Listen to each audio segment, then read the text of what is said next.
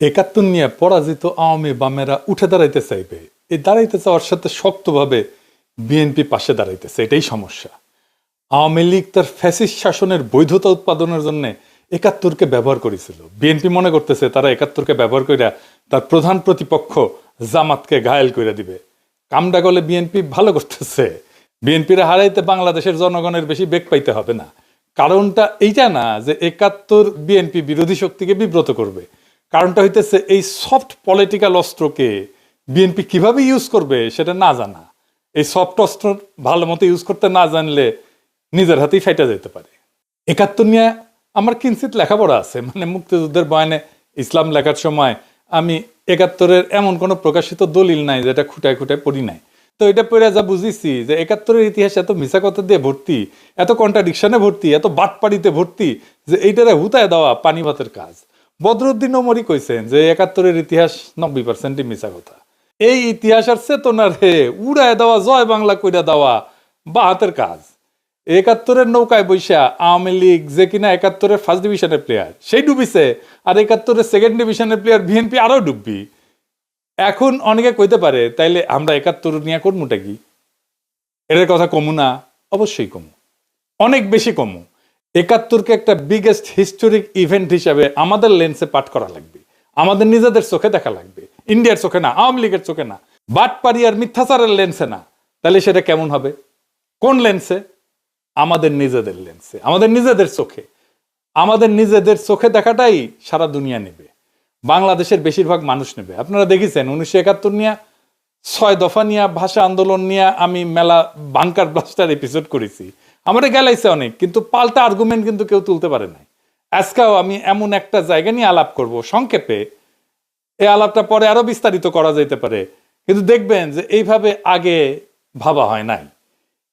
শুরুতে একটা এক্সাম্পল দেখায়নি, কেন বিএনপি একাত্তর নিয়ে কোনো বয়ান তৈরি করতে পারবে না? হাতে নাতে দেখাই দেবো, দেখাবো, আসেন দেখাই।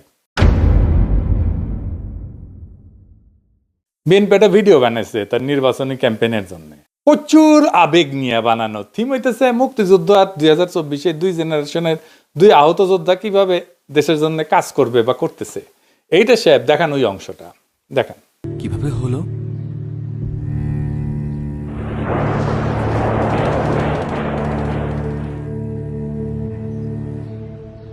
একাত্তর। আর তোমারটা? 24। চলো উঠি, অনেক কাজ পড়ে আছে। হ্যাঁ, আমার অনেক কাজ আছে। মানে হইতেছে 1971-এর ক্ষত হাতে আর 2024-এর ক্ষত পায়, তাই তো? আপনারা হাত হারানো মুক্তিযোদ্ধা দেখেছেন জীবনে?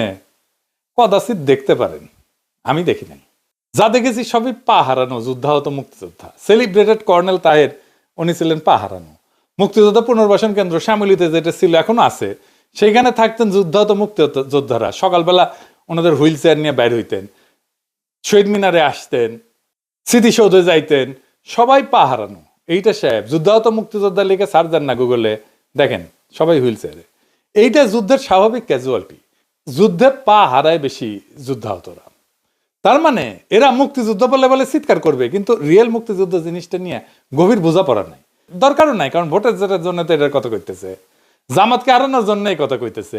মাথার মধ্যে এটা নাই কি বলে জামাতের শক্ত রাজনৈতিক বিরোধিতা করা যায়।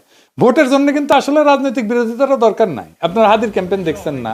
হার্ডকোর পলিটিক্স নিয়ে ক্যাম্পেইন করছে। এরা টাকা দিয়ে নমিনেশন কেনে, টাকা ছড়া ইলেকশনে যেতে, তারপরে 5 বছর ধরে লুটপাট করে। তার জন্য দরকার কুইক ফিক্স, সহজে করা যায় এমন রাজনৈতিক খাবার, ইনস্ট্যান্ট নুডলের মতো। তাই বিএনপির বুদ্ধিজীবীরা হাজির করছে মুক্তিযুদ্ধ, এই দিয়া জামাতরে ঘায়েল করবে। আওয়ামী লীগ 71 দিয়া ফ্যাসিবাদের বৈধতা উৎপাদন করছে, বিএনপি 71 দিয়া জামাতকে মারতে চায়। দুই পক্ষই 71-কে একটা পলিটিক্যাল ইনস্ট্রুমেন্ট বানাইছে ভোটে জেতার জন্য, তার রাজনৈতিক লক্ষ্য হাসিল করার জন্য। আর বিএনপি বলে একটা দল ধর্ম নিয়ে রাজনীতি করে, আর তোরা যে মুক্তিযুদ্ধ নিয়ে রাজনীতি করতেছিস, তা আবার ভোটে জেতার জন্য। 2024-কে দাঁড় করাবে 1971-এর লিগ্যাসি বা উত্তরাধিকারের উপরে। 1971-এর লিগ্যাসির উপরে 2024 দাঁড়ায় নাই। 1971-এ যারা সিপাহী সালার, তারা জিয়াউর রহমানকে রাজাকার বলতো। 1971-এর খেতাব কাইরে নিছে জিয়াউর রহমানের। আর সবাই ফ্যাসিবাদের সফট আর হার্ড পাওয়ার ছিল। 1971-এর নামে আমাদের উপরে ফ্যাসিবাদ চাপায় দেওয়া হয়েছে। 2024-এ দেখেছেন কেউ এসে বলছে আমি মুক্তিযোদ্ধা, আমি হাসিনার এই শাসনের বিরুদ্ধে, হাসিনার বিরুদ্ধে লড়াই করেছি, বলছে? বলে নাই। এই বিপ্লবের স্ফুলিঙ্গই তৈরি হয়েছিল মুক্তিযোদ্ধার সন্তানেরা চাকরি পাবে না তো রাজাকারের বাচ্চারা চাকরি পাবে, এই কথায়। 2024-এর বর্ষা বিপ্লবকে এই যে আনিস আলমগীর নারকীয় সন্ত্রাস বলছে, সেও নিজেকে মুক্তিযোদ্ধার সন্তান দাবি করত। যাই হোক, 1971 কোন বয়ান আমরা তৈরি করব, আজ এইখানে আলাপের একটা অংশ থাকবে। কিভাবে আমরা আওয়ামী আর ইন্ডিয়ান বয়ান উতরে যেতে পারবো, তার বাইরে 1971 নিয়ে আমাদের নিজেদের বয়ান তৈরি করতে পারবো। আসেন সেটা একটু বুঝে দেখি। 1971 একটা ঐতিহাসিক বাস্তবতা। 1971-কে অস্বীকার করা সম্ভব না, কেউ করেও না। বলার চেষ্টা করে, যদি কেউ বলে সূর্য নাই, তাহলে তো সূর্য আকাশ থেকে হাওয়া হয়ে যায় না, তাই না? এটা ঘটনা ঘটছে। 1971-এ কি হয়েছিল? 1971-এ পূর্ব পাকিস্তানের স্বায়ত্তশাসনের আন্দোলন স্বাধীনতার আন্দোলনের রূপ নেয়। কিন্তু এটাও সত্য, পাকিস্তান ভাঙার জন্য মুজিব নিজে ভারতের সাথে ষড়যন্ত্র করছে। আগরতলা ষড়যন্ত্র করেনি? আগরতলা ষড়যন্ত্র মামলা হয়েছে না? পাকিস্তান যেন ব্যর্থ রাষ্ট্র হয়, সেই জন্যে মুজিব চেষ্টা করছে ভারতের সাহায্য নিয়ে। ভারত সবসময় সাহায্য করে গেছে। পাকিস্তান হইল কমিউনিস্টরা কু করার চেষ্টা করলো, উত্থান ঘটলো আইয়ুব খানের। এই কুয়ের পেছনে ছিল সেই আদি অকৃত্রিম অখণ্ড ভারতের পূজারী বামেরা। ওই কুনা হইলে পাকিস্তানে আর্মি এইভাবে এতদিন সামরিক শাসন চালাইতে পারে না। তবে পাকিস্তানকে ধোয়া তুলসী পাতা তা তো ছিল না। পাকিস্তান কেন সৃষ্টি হইল? পাকিস্তান সৃষ্টি হইল ভারতের সংখ্যালঘুদের জন্যই তো। মুসলমান আর হিন্দু দলিত দুই সম্প্রদায় মিলে পাকিস্তান আন্দোলন করলো। পাকিস্তান মানে কিন্তু পাক বা পবিত্র স্থান না। পাকিস্তান হচ্ছে একটা সংক্ষিপ্ত নাম, এটা ভূখণ্ডের। কোন কোন ভূখণ্ড? পাঞ্জাবের পি, আফগানিয়া যেটা আজকে খাইবার পাখতুনওয়ালা, ওটার আগে নাম ছিল আফগানিয়া, সেটার এ, কাশ্মীরের কে, সিন্ধের এস, আর বেলুচিস্তানের TAN, এই সব মিলে হইতেছে পাকিস্তান। তার মানে উত্তর পশ্চিম ভারতের কয়েকটা অঞ্চল জুড়ে একটা রাষ্ট্র। খেয়াল করেন, এখানে বাংলা নাই, পূর্ব বাংলা নাই। পাকিস্তান আন্দোলনের সূচনা ঢাকায়, মুসলিম লীগের জন্ম ঢাকায়। তারা আন্দোলন করতেছে যেই রাষ্ট্রের জন্য, সেই রাষ্ট্র কল্পনায় বাংলাই নাই। তাহলে ওই রাষ্ট্রে পূর্ব বাংলা টিকে? টিকে না তো, মনোজগতেই তো নাই। ভাষার জন্য কিভাবে রাজনীতি পরিবর্তিত হয় বুঝছেন তো? ভাষার মধ্যে রাজনীতি কিভাবে লুকায় থাকে। পূর্ব বাংলা ঢুকছিল সংখ্যার জোরে, কিন্তু রাষ্ট্রের কল্পনায় ঢুকেনি তো। এইখানে ইতিহাসের লেন্স বদলাইতে হবে। আমরা সাধারণত ভাবি পাকিস্তান ভাগলো 1971-এ। আসল সত্যটা হইলো পাকিস্তান ভেঙ্গেই বানানো হয়েছিল। এটা রাষ্ট্রের নামই যখন একটা অংশকে বাদ দিয়া এটাকে চিন্তা করা হয়, কল্পনা করা হয়, তখন সেই অংশকে পরে শাসন করতে হয় বন্দুক দিয়া, ভোট বাতিল করিয়া, সংখ্যাগরিষ্ঠতাকে ভয় পাইয়া, ট্রিগার চাইপা। আর ইন্ডিয়ার উস্কানি তো ছিলই। পাকিস্তানের এলিটটা এতই বেকুব ছিল যে কোনোভাবেই পূর্ব পাকিস্তানকে পলিটিক্যালি কিভাবে ওন করতে হবে সেটা বুঝতে পারেনি। মুসলিম লীগকে টেকাইতে পারি নাই। পাকিস্তান রাষ্ট্রকে যে টিকায় রাখবে পলিটিক্যাল ইনস্টিটিউট, তারই টুকরা করলো। সোহরাওয়ার্দীর তার অনুসারীদের মুসলিম লীগ থেকে বের করে দিল। জন্ম নিল আওয়ামী মুসলিম লীগ। আর সোহরাওয়ার্দী যে বাংলাই বলতে পারতো না, তার শিষ্যরা রাষ্ট্রভাষা আন্দোলন শুরু করলো বাংলা ভাষার জন্য। কি তামাশা! দলিত হিন্দু নেতা যোগেন মন্ডলকে রাতের আধারে পাকিস্তান ছাড়তে হলো। একটার পর একটা ভুল করতে করতে করতে করতে শেষ পর্যন্ত বাংলাদেশ রাষ্ট্রের জন্ম অবশ্যম্ভাবী করে তুলল। পাকিস্তান নিজেই করলো। পাকিস্তানকে তার হিস্টোরিক মিস্টেক গুলো অ্যাকনোলেজ করতে হবে, তো এটা স্বীকার করতে হবে। শুধু ইন্ডিয়ার দোষ দিলে তো হবে না। ইন্ডিয়ার ষড়যন্ত্র কেন সফল হইতে পারলো সেটার হদিস নিতে হবে। মুশকিল হইতেছে নিজের পাদের গন্ধ কেউ নিজের টের পায় না। সেজন্যই এনগেজ হইতে হয় ভিন্ন মতের সাথে। পাকিস্তান ট্রুলি এনগেজ হয়েছে বাংলাদেশের সাথে, বাংলাদেশের ইন্টেলিজেন্সিয়ার সাথে, বাংলাদেশের সিভিল সোসাইটির সাথে, বাংলাদেশের একাডেমিয়ার সাথে, বাংলাদেশের মিডিয়ার সাথে। হয়নি, এখনো হয় না। ইন্টেলেকচুয়ালি এনগেজ হয়নি। হইলে ইন্ডিয়ার এই বারবারন্ত অনেক এফিসিয়েন্টলি ঠেকাইতে পারতাম আমরা বাংলাদেশে। এখন 71-এর সবচেয়ে বড় ট্র্যাজেডি কি, এটা আমাদের বুঝতে হবে। 71-এর সবচেয়ে বড় ট্র্যাজেডি গণহত্যা, জেনোসাইড। ক্লাস বুক রেফারেন্সের জেনোসাইড। এই জেনোসাইডের দুইটা বড় পার্ট, একটা বাঙালি জেনোসাইড আর একটা বিহারি জেনোসাইড। বিহারি জেনোসাইড একেবারে মুছে দেওয়া হয়েছে, বিহারিদেরকে বাঙালিরা মারছে। আমরা বাঙালি জেনোসাইড বলি, কিন্তু দেখেন 1971-এর সবচেয়ে বড় দখল গেছে হিন্দু সম্প্রদায়ের উপরে, বাঙালি হিন্দুর উপরে। এটা শুধু একটা জাতির উপরে আক্রমণ না, একটা জাতির নির্দিষ্ট ধর্ম সম্প্রদায়ের উপরে আক্রমণ। এই ক্ষতটা হিন্দু সম্প্রদায়ের মধ্যে গভীর। আমার ফুলকুমারিতে পড়ছেন যে আমার বগুড়ার বাড়ি দখল করে নিয়েছিল আমাদের এক প্রতিবেশী। এখনো তারা আমাদের প্রতিবেশী, এখনো। এই যে এক্সট্রিমলি কমপ্লেক্স জটিল সিচুয়েশন, এটার তো প্রপার রিকনসিলিয়েশন হয়নি। তো আমার সেই প্রতিবেশী, উনি তো কোনোদিন এসে আমাদের পরিবারের কাছে মাপ চান নাই যে কাজটা ভুলেছে, মাফ করে দেন। এখন পিনাকি দাবরানি দিলে ওই ভারিচারা হয়ে পালাইবে, সেটা অন্য কথা। কিন্তু বাংলাদেশের সব হিন্দু তো পিনাকি না, সে তো ভয়ে থাকে আমার বাড়ি না আবার দখল করে ফেলে। এইটাকে অ্যাড্রেস করতে হবে, জেনোসাইডের একটা ফয়সালা করতে হবে। আমি দুইটা কাজ খুব চেষ্টা করেছি এই সরকারকে দিয়ে, প্রফেসর ইউনূসের সরকারকে দিয়ে। ১/৭১ নিহতদের পুরো নাম তালিকা করা প্রজেক্ট, এক প্রফেসর কাজ করতেছেন এইখান থেকে ওইখান থেকে নানা ফান্ড টান নিয়ে, সামান্য একটা ফান্ডের জন্য উনি ফিল্ড ওয়ার্ক করতে পারতেছেন না, শেষ করতে পারতেছেন না। আমি হয়রান হয়ে গেলাম একটা ফান্ড ম্যানেজ করে দিতে। আমাদেরই সব ভাই ব্রাদাররা সরকারে আছে, তারাও করে দিলেন না। এটা আর কি বলবো, আর এখন বলতে গেলে তো ওনাদের সাথে রাগারাগি ঝগড়াঝাটি করতে হয়। এই কষ্টটা পড়ে যেতে পারতো প্রফেসর ইউনূসের সরকার, আমি ওনার জন্য ক্রাউড ফান্ডের ব্যবস্থা করতে পারতাম, কিন্তু আমি ওনারা এক্সপোজ করলে ওনার বিপদ হবে, ওনারা খাইয়া দেবে ইন্ডিয়া বা আওয়ামী লীগ। আর একটা কাজ হইতেছে বিহারিদের ক্যাম্পগুলো বন্ধ করে তাদের মেইন স্ট্রিমে নিয়ে আসা। এটা লজ্জার যে তারা এখনো একটা ক্যাম্পের মধ্যে, ঘেটোর মধ্যে আছে। আব্দুল নূর তুষারেরা গণহত্যার জন্য পাকিস্তানে 3বার ক্ষমা চাইলো, আবার চাইতে বলে ক্ষমা। আব্দুল নূর তুষারেরা বিহারি গণহত্যার জন্য ক্ষমা চাইতে প্রস্তুত আছে? নাই। তাইলে ইতিহাসের রিকনসিলিয়েশন হবে কিভাবে? যখন বিহারি গণহত্যার কথা আসবে তখন দেখবেন গা মুসরা মুসরি করিচ্ছে। আর ফাইনালি জামাতের 1971 স্বাধীনতা যুদ্ধের ভূমিকা, এটা নিয়ে ফাইনাল আলাপ। জামাতের বিরুদ্ধে অভিযোগ যেটা আওয়ামী লীগ করে, সে একই অভিযোগ করে বিএনপি। আওয়ামী লীগ অভিযোগ করে জামাত নেতারা 1971 পাকিস্তানি বাহিনীর গণহত্যার সহযোগী ছিল, এই গণহত্যার জন্য জামাতই দায়ী। সেই কল্পিত অভিযোগে ফাঁসি দিছে তাদের নেতাদেরকে। সেই একই অভিযোগ করে আজকের দিনে বিএনপি।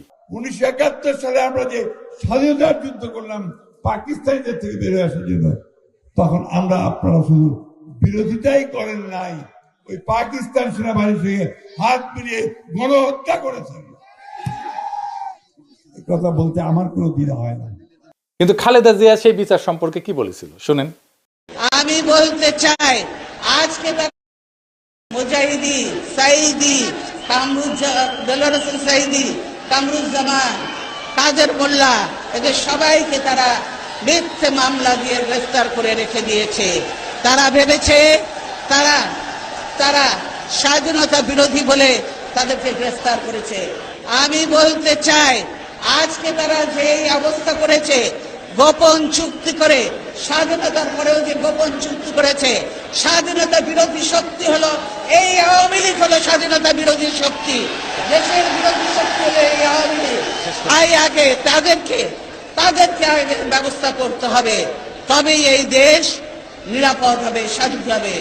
শুনলেন তো, উনি বলছেন মিথ্যা, ওগুলো মামলা। আচ্ছা, মির্জা ফখরুল কি বলেছিল শুনেন। আমাদের এই আলেম উলেমা জামাত ইসলামের নেতৃবৃন্দ, আমাদের মাওলানা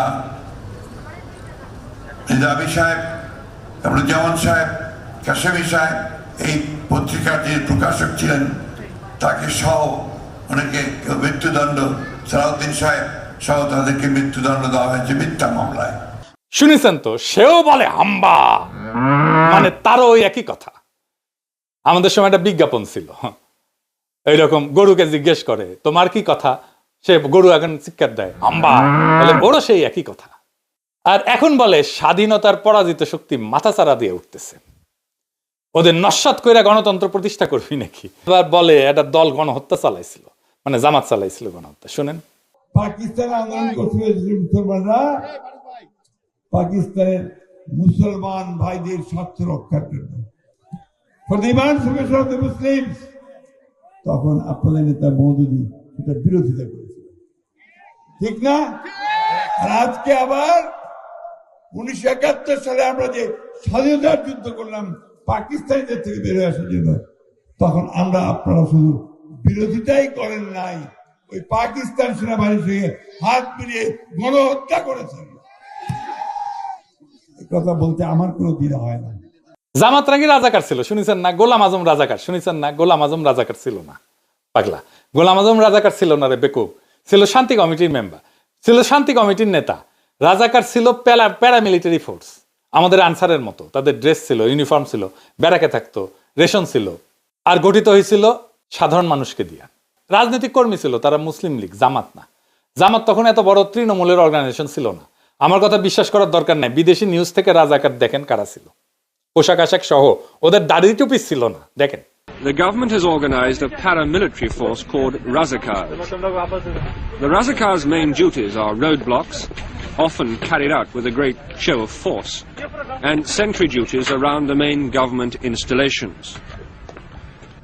Some recruits to the Razakars are students, but many come from the militant wing of the Muslim League, who were responsible for much of the murder and the burning of villages which followed March the 25th. They are all East Bengalis and are paid by the government direct. But no one knows just how loyal they would be to the government if that loyalty was ever under stress. দেখেছেন এই মুসলিম লীগের পুরাটাই BNP ঢুকিছে। Mirza ফখরুলের বাবাই তো মুসলিম লীগার ছিল, পাকিস্তানের মন্ত্রী ছিল।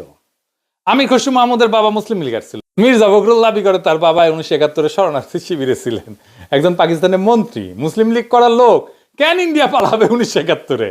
তার উপরে যায় শরণার্থী শিবিরে থাকবে। সুপে চাপে মিলানো যায়? আপনার কমন সেন্স কি বলে? যাই হোক, আমরা ওই দিকে না যাই। জামাতের ভূমিকা ছিল দুইটা জায়গায়, শান্তি কমিটি আর আলবদরে। এখন এই আলবদরকে দায়ী করা হয় বুদ্ধিজীবী হত্যায়। এই দাবিটা প্রমাণ করা মুশকিল অনেক কয়টা কারণে। কে দোষী আমি সেটা ঠিক করব না, আমি দেখাইতেছি রাষ্ট্র কিভাবে মিথ্যা দিয়ে ইতিহাস বানায়। আসেন ওই অংশটুকু একটু দেখি। আমি আলবদর বলছি বলে একটা বই আছে, একজন আলবদর ছিল সেই লিখছে। সে বলতেছে যে তাকে গ্রেপ্তার করা হয়েছিল, জেলে ছিল সে। গ্রেপ্তার করা হইল, তারে ইন্টারোগেট করা হয়েছে, তার কাছ থেকে তথ্য নেওয়া হয়েছে, কিছুই নেওয়া হয় না। তাইলে তো তার কাছে কিছু এভিডেন্স থাকতো, বলতেছে আলবদর। কিন্তু আলবদর তো ধরছিলা, তারে জেলেও রাখছিলা, তো তারে ইন্টারোগেট করে তারে তথ্য নাও নেই, সে তথ্যটা ভেরিফাই করো নাই, ক্রস চেক করো নাই কেন? কার দোষ এইটা? আমি আপনাকে ডিসেম্বরে একটা ক্লিপ দেখাই। সেখানে সাংবাদিক, বিদেশি সাংবাদিক বলতেছে ঢাকায় ডিসেম্বরের শুরুর দিকের কথা, এটা প্রত্যেক দিন মুক্তিবাহিনীর সদস্যরা কম করে 5টা রাজনৈতিক হত্যাকাণ্ড করতেছে। শোনেন, There are between 80 and 100,000 Mufti Bahini operating within East Pakistan. And in the last few months, they've blown up 165 bridges, large and small, have damaged 5 cargo boats, including one British boat from Calcutta, have sunk a 1,600-ton jute barge, and have blown up a power substation. And they have committed, in Dakar alone, 6 political assassinations every day. তার মানে ঢাকার মধ্যে শক্তিশালী অবস্থান তৈরি করে ফেলছে গেরিলারা। এইখানে স্বাধীনতার পক্ষের বুদ্ধিজীবীদের ধরে নিয়ে যাইতেছে কয়েকদিন ধরে। কোথায় নিয়ে যাইতেছে সেটাও ফ্যামিলি মেম্বাররা জানে, কিন্তু অনেক ক্ষেত্রেই, মনির চৌধুরীর ক্ষেত্রেই জানে। ফিজিক্যাল ট্রেনিং সেন্টারে নিয়ে যাওয়া হয়েছিল মোহাম্মদপুরে। তো মুক্তিযোদ্ধারা তো অপারেশন চালাবে সেই ফিজিক্যাল ট্রেনিং সেন্টারে, ঠিক কিনা বলেন? তারা ডেলি 5 জন করে মারতে পারে ঢাকায়, আর ফিজিক্যাল ট্রেনিং সেন্টারে হামলা করে উদ্ধার করতে পারে না। উদ্ধার করতে না পারুক, হামলা তো করতে পারতো, কেন করলো না? ঢাকা শহরে মুক্তিযোদ্ধা কি কম ছিল? এখন তো কত মুক্তিযোদ্ধা, সবাই মিলে যদি ওইখানে হামলা করতো। দেশ স্বাধীন হইলে এই বুদ্ধিজীবী পরিবাররা মুজিবের অফিসের সামনে বিক্ষোভ করে, ওইখানে মুজিব আসে। জহিরায়ের বোন ছিল নাফিসা কবি, তাকে উদ্দেশ্য করে মুজিব বলছিল যে অনেকে তো দালালি করে মারা গেছে এই বুদ্ধিজীবী সম্পর্কে। এরা পান্না কাইসাল লিখে গেছে, স্বাধীনতা বিরোধীরা লিখে যায় নাই। জামাতের অনেকে বলে ইন্ডিয়ানরা মারছে। এই বয়ানটা মিলে পাকিস্তানের হামুদুর রহমান কমিশনের রিপোর্টে যখন তারা রাও ফরমান আলীকে প্রশ্ন করে, রাও ফরমান আলীকে জানেন তো এই বুদ্ধিজীবী হত্যার জন্য দায়ী করা হয়। হামিদুর রহমান কমিশনে বলা হয়েছিল বাংলাদেশের সরকার যেন তাদেরকে এভিডেন্স দেয় বুদ্ধিজীবী হত্যার সাথে কারা কারা জড়িত ছিল। পাকিস্তানের কাগজে কলমে হইলেও এটা সদিচ্ছা ছিল, তো করে নাই কেন বাংলাদেশ? এটা তো এখনো করা সম্ভব, যৌথ কমিশন করে অনুসন্ধান কইরা। জামাতে ইসলামকে ক্ষমতায় আসলে এইটার একটা ট্রান্সপারেন্ট তদন্ত করতে হবে। তদন্তে হস্তক্ষেপ করা যাবে না, আন্তর্জাতিক তদন্ত হইতে হবে। বিএনপিও করতে পারে, ক্ষমতায় তো ছিল, করে নাই কেন তদন্ত? 71 নিয়ে 2টা অমীমাংসিত বিষয় আছে, জ্বলন্ত বিষয় আছে। একটা গণহত্যার সংখ্যা, কতজন মারা গেছে, কতজন শহীদ হয়েছে, আর একটা বুদ্ধিজীবী হত্যার দায় কে করছে আসলে? আওয়ামী লীগ, বিএনপি, জাতীয় পার্টি কেউই করে নাই। যদি প্রশ্ন করি যে আসলে তারা তদন্ত করলে এই দায় দেওয়ার রাজনীতি করতে পারবে না, তাই করে নাই।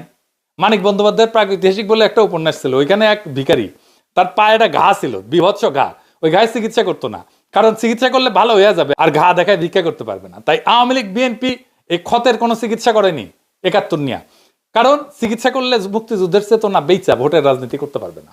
এটাই হইতেছে আসল সত্য। এই যে বিএনপি আওয়ামী লীগের বয়ান নিজের মুখে তুলে নিছে, এই জন্য নিজের আত্মহত্যার পথে গেছে। এটা আমি আপনাদেরকে প্রকৃতি থেকে বুঝাই দিই একটা ঘটনা দিয়ে, মজা পাইবেন। ঘাসফড়িং, ঝিঝি পোকা আছে না, এইসব প্রাণী কেমনে মারা যায় জানেন? এটা তো বুড়া হয়ে মারা যায়। আর একটা মৃত্যু খুবই ভয়ঙ্কর। এই ঝিঝি পোকার পেটে একটা কৃমি ঢোকে, নাম হইতেছে হর্স হেয়ার কৃমি, মানে ঘোড়ার চুলের কৃমি। এডিটর সাহেব, ঘোড়ার আবার একটা হাসি দেওয়া লাগবে, তার চুলের কৃমি, সেটাও একটা বিষয় হয়েছে এপিসোডের, এটা হাসি দেয় না। যাই হোক, ভালোই হয়েছে। এটা লম্বা সুতার চুলের মতো দেখতে, পরজীবী কৃমি, সাধারণত পোকামাকড়ের ভেতরে বড় হয়। এই কৃমির জীবনচক্র শেষ করার জন্য পানির দরকার হয়, এটা মনে রাখেন, আমরা ফিরে আসবো এই জায়গায়। তো এই ঝিঝি পোকা, এই কৃমির ডিম সংক্রমিত পোকা যদি খেয়ে ফেলে, তাহলে এই ডিমটা শরীরে ঢুকে পড়ে ঝিঝি পোকার। এই ডিমটা ঢোকার পরে ঝিঝি পোকার পেট ভেদ কইরা শরীরের ভিতরে ঢুকে যায়। সেখানে আস্তে আস্তে আস্তে আস্তে বড় হইতে থাকে, শরীরের ভিতরে পুরা শরীর খায়া ফেলে। ঝিঝি পোকার শরীরের ভিতরে প্রায় পুরা জায়গা দখল করে নেয় এই কৃমিটা।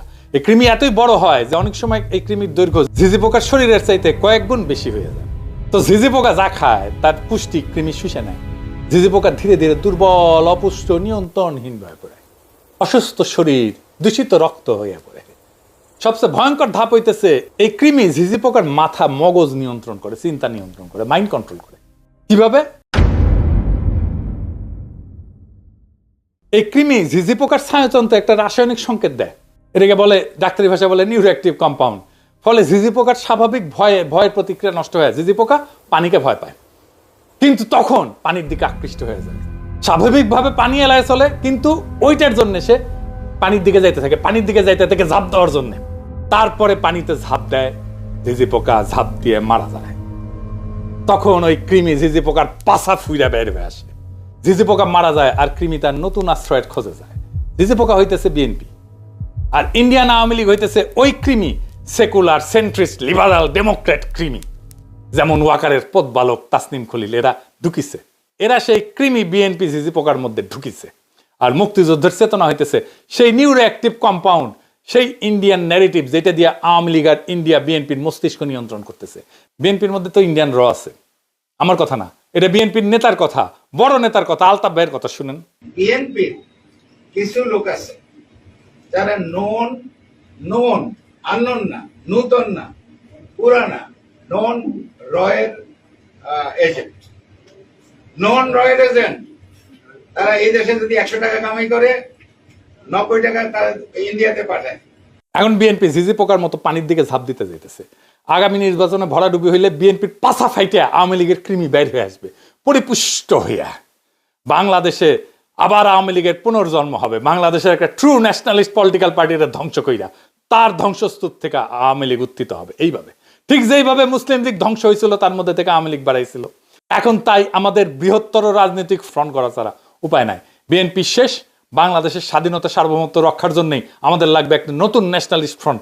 আগামী নির্বাচনে সেই ফ্রন্টকে আমাদের সর্বশক্তি দিয়ে জয়যুক্ত করতে হবে, না হলে বিএনপি ঝিঝি পোকার পেট থেকে বাইরে হওয়া আওয়ামী কৃমি আমাদের দেশটা আবার ধ্বংস করে ফেলবে।